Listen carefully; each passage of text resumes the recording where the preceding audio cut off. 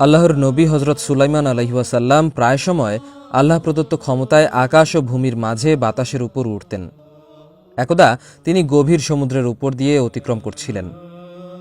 তিনি সমুদ্রের বাতাসের কারণে বিশাল ঢেউ উঠতে দেখলেন।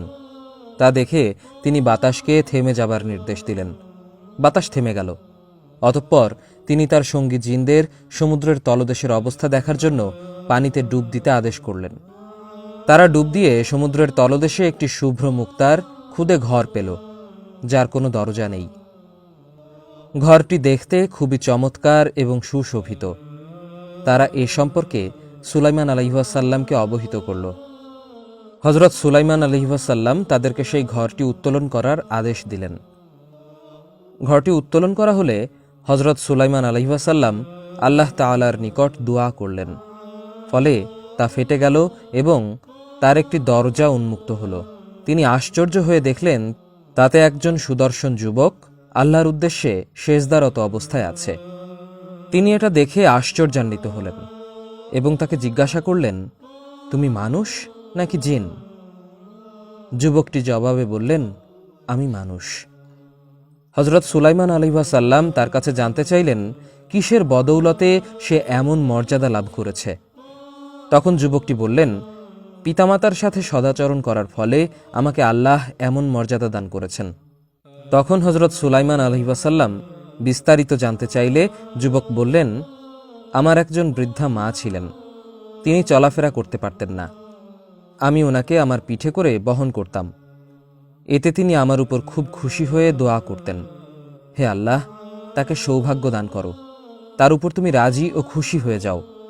আমার মৃত্যুর পর তার আবাস এমন স্থানে বানাও যা ভূপৃষ্ঠেও নয় এবং আকাশেও নয়। এরপর যখন তিনি মৃত্যুবরণ করলেন, আমি তখন সর্বহারা হয়ে সমুদ্রের উপকূলে ঘুরে বেড়াতাম। একদা আমি সেখানে একটি সুন্দর শুভ্র মুক্তার ঘর দেখতে পেলাম। যখন আমি তার কাছে গেলাম তখন তা খুলে গেল।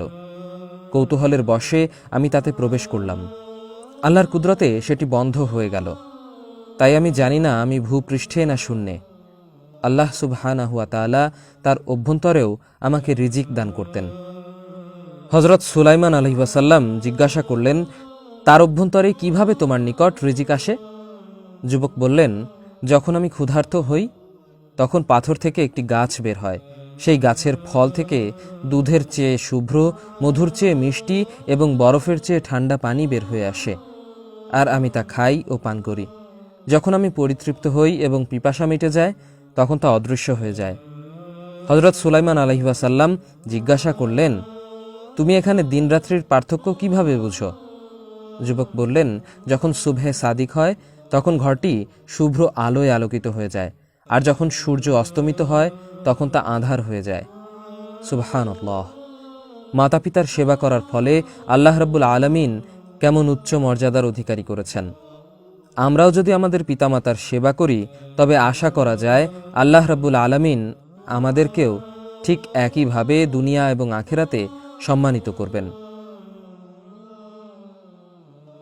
আমাদের ভিডিওগুলো ভালো লাগলে আমাদের ইসলামিক স্টোরি, ইসলামিক গল্প পেজ লাইক দিতে পারেন এবং আমাদের YouTube channel Islamic story subscribe করতে পারেন।